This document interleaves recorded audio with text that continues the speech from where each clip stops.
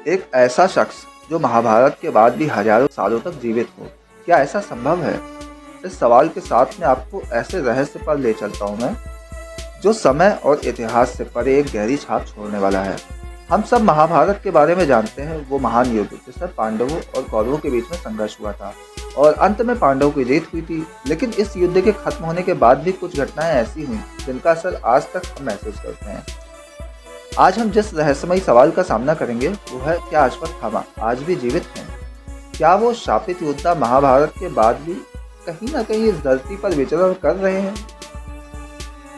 अब हम महाभारत की वो रात याद करते हैं जब युद्ध समाप्त हो चुका था, पांडवों की विजय हो चुकी थी। लेकिन क्या आपको याद है कि युद्ध समाप्त होने के बाद भी अश्वत्थामा ने अपना बदला लेने के लिए क्या किया था? वो रात जब उसने भगवान श्री कृष्ण ने बदला लेने की योजना बनाई थी और फिर उसने एक खतरनाक शस्त्र का प्रयोग किया जिससे उसके शाप का कारण बना। ये शाप आज तक भारतीय संस्कृति में एक रहस्यमयी धरोहर बन गया है। अश्वत्थामा जो द्रोणाचार्य के बेटे थे, उनके पास में अद्भुत युद्ध कौशल था, लेकिन एक दिन युद्ध के दौरान उसने अपने क्रोध के बदले की भावना में एक ऐसा कदम उठाया जिसने महाभारत के युद्ध की इति को बदल दिया। अश्वत्थामा ने सोते हुए पांडवों के पुत्रों का वध कर दिया जो अपने पिता के साथ में सुकून से सो रहे थे। इस कुकर्म के बाद भगवान श्री कृष्ण ने उसे चेतावनी दी और उसे शाप दिया। वो शाप इतना घातक था कि महाभारत में अश्वत्थामा को न केवल आशीर्वाद की उम्मीद खत्म हो गई, बल्कि उस पर एक ऐसा शाप हो गया जो उसे जीवित रहने के बावजूद ना खत्म होने वाला दर्द और कष्ट देता रहा। अब सवाल ये उठता है कि क्या अश्वत्थामा आज भी जीवित है? क्या वो आज भी किसी गुप्त स्थान पर जीवित रह रहे हैं बिना किसी को इसका एहसास हुए? क्या वो अभी भी शाप भोग रहे हैं जो महाभारत के युद्ध के बाद उनको दिया गया था? क्या आपने कभी सोचा है कि इतने सालों के बाद में अश्वत्थामा का नाम अभी भी क्यों दिया जाता है? क्या वो हमारे बीच में कहीं ना कहीं छिपे हो सकते हैं?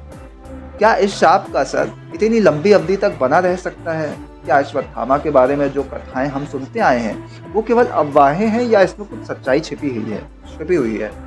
क्या आपको लगता है कि उस वक्त का कोई व्यक्ति आज भी जीवित हो सकता है? ये सवाल हमारे मन में ज़रूर आता है। महाभारत की वो रात जब भगवान श्री कृष्ण ने अश्वत्थामा को शाप दिया था, क्या वो सचमुच में आज भी किसी रहस्यमय स्थान पर घूम रहा है? क्या आपको लगता है ऐसे प्राचीन शापों का असर इतने लंबे समय तक रह सकता है? इस पर आप क्या सोचते हैं? क्या इतिहास में कभी ऐसे उदाहरण मिले हैं जहां किसी व्यक्ति पर दिया गया शाप आज भी असर डाल रहा हो?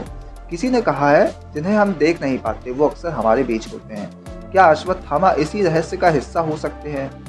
क्या वो अभी भी हमारे बीच में कहीं ना कहीं छुपा हुआ है, किसी अज्ञात स्थान पर या दुनिया से दूर? क्या आप भी ऐसा सोच रहे हैं? क्या ये सच हो सकता है? इस सवाल के बारे में सोचते हुए हम एक और महत्वपूर्ण घटना याद आती है जब भगवान श्री कृष्ण ने अश्वत्थामा को चेतावनी दी। भगवान श्री कृष्ण ने कहा था कि अगर वो इस शाप को खत्म करने की कोशिश करेंगे तो वो सदा के लिए नष्ट हो जाएंगे। ये शाप इतना गहरा और कठोर था कि अश्वत्थामा के लिए जीवन अब एक सजा बन चुका था। ये विचार भी उत्पन्न होता है कि क्या शापित लोगों का जीवन इसी तरह से होता है, न मरने के लिए न जीने के लिए? क्या अश्वत्थामा का जीवन इस शाप से मुक्त हो सकता है? क्या उस समय का कोई उपाय था जिससे वो शाप से छुटकारा पा सकते थे? अगर अश्वत्थामा आज भी जीवित है तो क्या वो अकेले और यातनाओं से घिरे हुए हैं जैसा कि शाप में कहा गया था? क्या उन्होंने अब तक अपने शाप को स्वीकार कर लिया है या फिर अब भी इसका वो विरोध कर रहे हैं? ये विचार सच्चाई की ओर हमें एक कदम बढ़ने के लिए प्रेरित करता है। चलिए अब इस बात को समझते हैं कि शाप का प्रभाव और इसका रहस्य किस तरह से हमारे जीवन से जुड़ा हो सकता है। क्या शाप का असर केवल महाभारत तक सीमित था या फिर उसके प्रभाव अब भी हम तक पहुंचते हैं?